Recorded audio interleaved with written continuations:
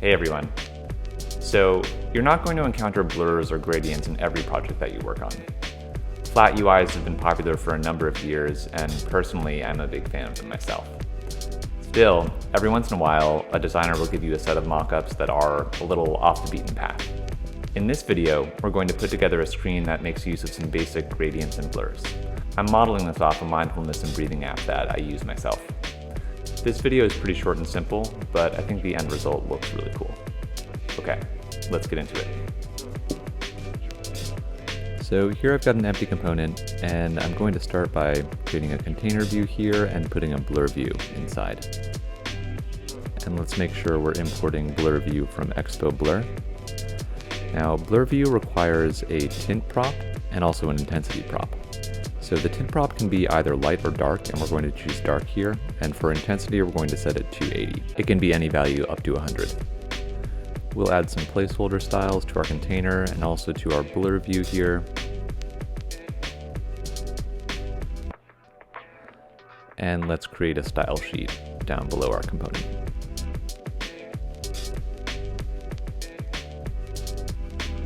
Import style sheet from React Native. And let's add our styles for container and blur view here. Container will be flex1, and for blur view, I'm actually going to pull in the width and height of the screen. So we'll grab those from the dimensions API, and we'll just specify width and height down here, position absolute. Cool, so now it's covering the entire screen. Let's cut the height in half and bring it to the bottom of the screen. Awesome, that's looking exactly the way we want it to. Now let's add a view for our circle. We'll add a placeholder style, and down below in our style sheet, let's give it a width and a height both of 300. And just so we can see it, let's give it a background color of red. Awesome. So let's move it to the center by applying some additional styles to our container, justify content center, align items center, and now we can give it a border radius of 150. Cool, that's looking pretty good.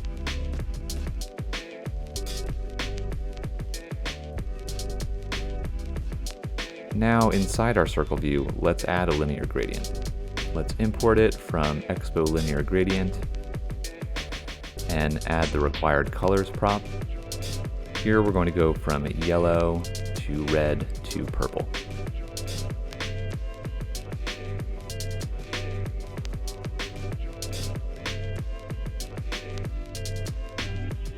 And the reason we're still seeing our red circle is because we haven't given our gradient any dimensions yet. So in our style sheet, let's give it the same dimensions as our circle. And on our circle, let's apply overflow hidden.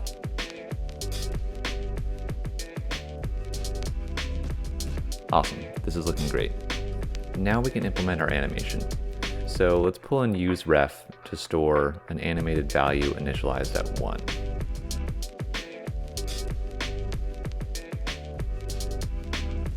Let's enclose our circle in a pressable and add an onPress handler.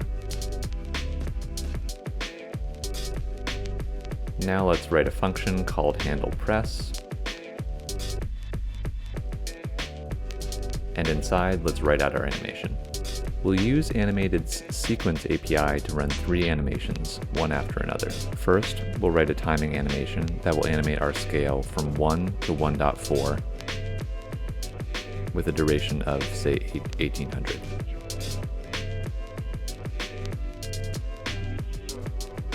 And we'll set useNativeDriver to true here so that our animation can run on the native layer's UI thread rather than the JS thread. Our second animation will just be a delay of the same duration, and our third animation will bring our scale value back to 1. And now we can just pass our animated scale value into the style prop of our view.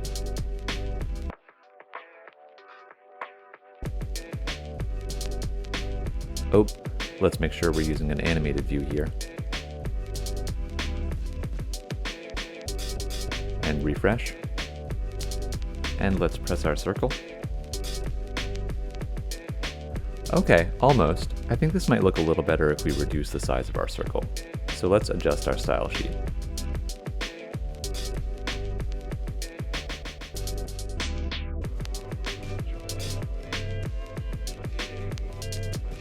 Awesome. I'm pretty happy with how this turned out. So I hope you enjoyed this video. Let me know what you think in the comments, and I'll see you in another video soon.